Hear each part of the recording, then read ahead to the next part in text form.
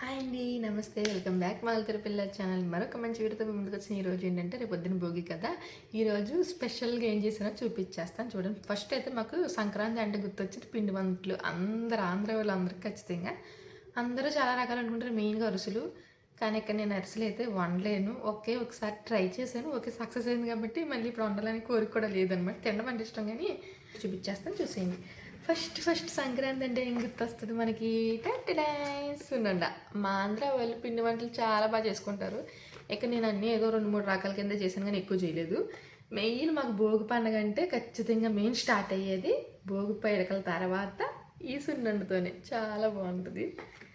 Next ఇది చేసుకోవచ్చు లేకపోతే, కానీ నా ఫేవరెట్ కాబట్టి ఖచ్చితంగా చేస్తాను. మినపసున్నుండ సెంటిమెంట్కి చేస్తే, ఇది ఇష్టంతో చేసుకుంటాను అనమాట. చాలా ఇష్టం నాకు. సో ఇది కూడా. ఇంకా అప్పడాలు మూర్తికి ఇష్టం. సో అప్పడాలు కూడా చేశాను. ఎక్కువ చేయలేదు, కొద్దిగానే అందరికీ ఇస్తే సరిపోతాయి కాబట్టి మళ్ళీ ఎక్కువ అయితే బోర్ కొట్టిస్తాను. సో ఇవి నచ్చినాయి. మనకి అన్నీ వండుకున్నా సరే స్టోరేజ్ ప్రాబ్లం కాబట్టి ఎక్కువ కూడా చేయలేదు. ఒకటి మాకు, ఒకటి అందరికీ పంచడానికి, 2 సరిపోయి. నెక్స్ట్ వెయిట్ లేవే, తక్కువ చేశాను కదండి, మరి అందుకే. చూసారుగా జంతుకులు, రెడీమేడ్ జంతుకులు అంటే కొన్నాయి కాదు కానీ మిక్సర్ రెడీమేడ్ అనమాట. సో దీంతో సింపుల్గా వచ్చేస్తాను, ఇచ్చేసాను. ఎందుకంటే నాకు పిండితో అయ్యి కొంచెం గట్టిగా వచ్చినట్టు అనిపిస్తుంది. ఒక్కొక్కసారి బాగానే వస్తుంది, ఒక్కొక్కసారి సర్లే మనం అందరికి ఇచ్చేటప్పుడు మంచిగా చేయాలి కాబట్టి అది చేసేసాం. నెక్స్ట్ ఇవి మీలో ఎంతమంది తెలుసు, ఇది నా ఫేవరెట్. మూర్తికి నచ్చవు కానీ నా కోసం చేసుకున్నాను. మరి ఇన్ని అందరి కోసం చేసాను, నా కోసం ఏదో ఒకటి చేసుకోవాలి కదా. అందుకే ఇవి నా కోసం ఖచ్చితంగా. స్వీట్ ఎక్కువ ఇష్టం నాకు హాట్ కంటే.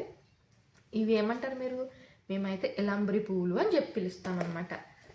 సో ఇవి నా కోసం, అందరికీ 1-2 వేసేస్తే అయిపోతాయి అనమాట ఒక రోజులో, అంతే.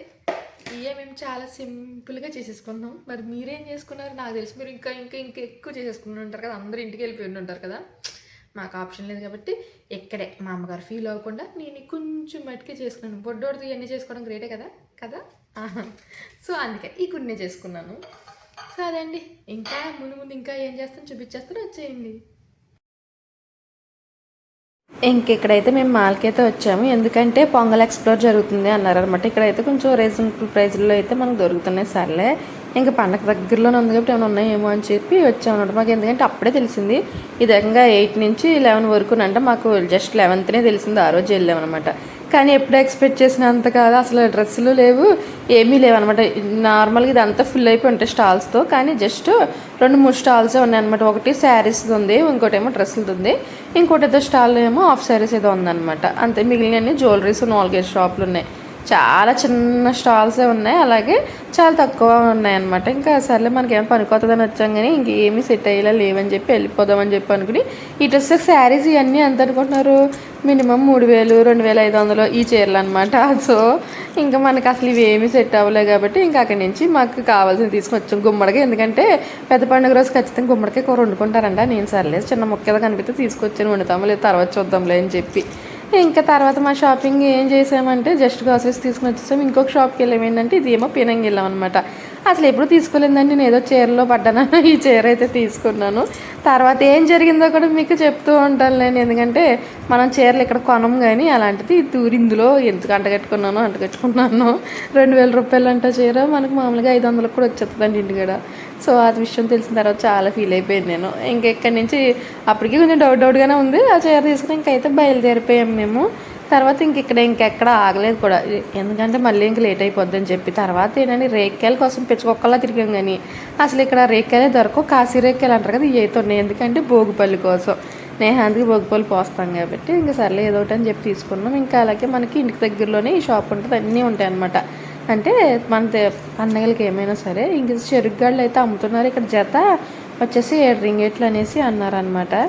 ముందు నేను అదే తీసుకున్నాను. ఇంకెందుకు మనకు అంతే, ఎందుకంటే ఈ గుమ్మాలకు కట్టుకుంటారనమాట అందరూ. మనకి ఎందుకులే అని చెప్పి మళ్ళీ నేను ఒక పీస్ కనిపిస్తే అదే తీసుకున్నాను. ఎందుకంటే నేనైతే జస్ట్ భోగిపల్లి కోసం వాడతాను. అలాగే సంక్రాంతి రోజు చిన్న మొక్క అయితే వాడతాం కాబట్టి అంతే సరిపోద్ది అని చెప్పి అదే తీసుకున్నాను. ఇంకా తర్వాత నాకు ఎందుకో పుల్లలు అయితే సరిపోవు అనిపించింది. నేను తీసుకున్నాను కానీ సరిపోవని చెప్పి మళ్ళీ ఇంటి పక్కన ఎక్కడైనా కనపడితే చెట్ల కింద ఏరుకోవడానికి వెళ్ళాను. ఏరుకుని వచ్చాను, ఇయ్యే దొరికినాయి అంత ఏరుకుంటే. సర్లే ఏదో ఒకటిలే అని చెప్పి ఇంక ఇదేదో సీక్రెట్ టాస్క్లో గదిలో ఒక్కదాన్నే కూర్చుని ఎందుకంటే నేహాన్ని చూసాడంటే అందులో ఒక్కటి కూడా మిగల్చాడు అనమాట. అందుకే దొంగచాటును గుర్చుకుంటున్నాను. ఎందుకంటే అందులోకి వర్షాన్ని తప్పించి ఎలాగో అలా కష్టపడి ఎండబెట్టిన భోగి పిడకలు ఇవి గుర్చేద్దాం. లాస్ట్ టైం చిన్న దండ అయ్యింది, కొన్ని మర్చిపోయాను కూడా.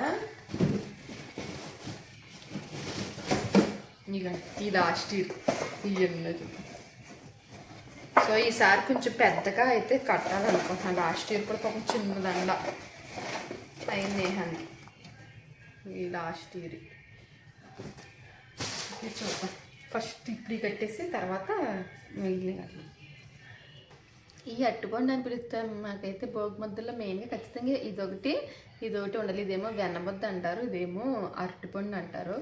ఇవన్నీ కామన్గా పిడకలు అనమాట. ఇవన్నీ ఉండాలి ఖచ్చితంగా. ఈ పగలకుండా ఒక్కొక్కటి అయితే ఉండాలి అంటారు.